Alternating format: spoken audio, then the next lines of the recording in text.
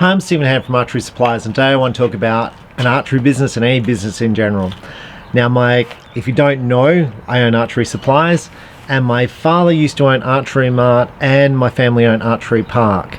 Now, a big concept of owning a business is you get to buy a nice car, and you can write that off in your tax, so you get the car for free. And this is what I want to talk about in this video. So my dad always told me I should buy myself a nice car for my business. You can write it off so that way you don't pay any tax.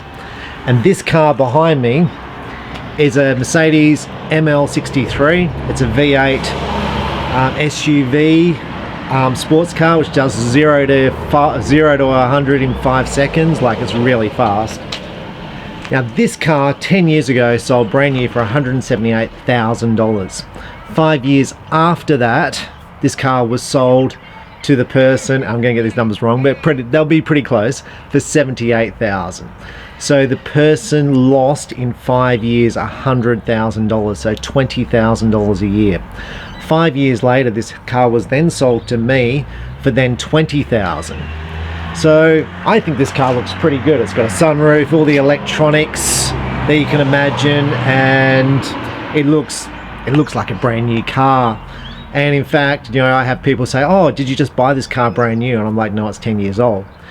So the next person in the 5-year period lost $50,000, so $10,000 a year.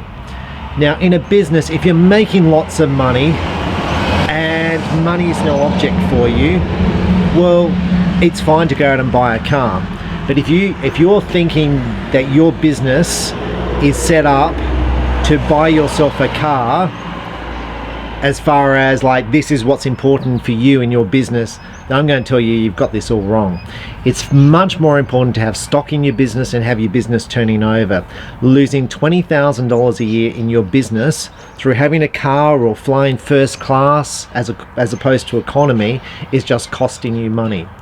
And what's more important for me is to have stock in my business, to have turnover, to have competitive prices, to have a competitive business. So yes, I can write this car off, and it's $20,000. I can write off the insurance, I can write off the rego, I can write off petrol through driving this car for business related purposes. I can write off the depreciation. But with this car in the next year, I might have $2,000 depreciation or $40 a week. So it's not writing off a lot. And that's a choice I make. So I try and have a car in my business that doesn't cost my business a lot of money. So the car I had before this car was a Ford Territory, which is made in Australia by Australians, and it cost me $50,000. I owned it for about 14 years. So it cost me about $4,000 a year to have a brand new car. Now, I'm going to say with buying a Mercedes, obviously I get this car to a mechanic who's an archer, and I say, look, can you tell me what's wrong with it? And there's about 100 things wrong with it, but that's okay because I got it cheap. So I've got this ability to drive a nice car and it doesn't cost me a lot of money. So just when you're thinking about a business, I wouldn't think about buying a car. It shouldn't be a major drive. It should be, your major drives for the business should be turnover.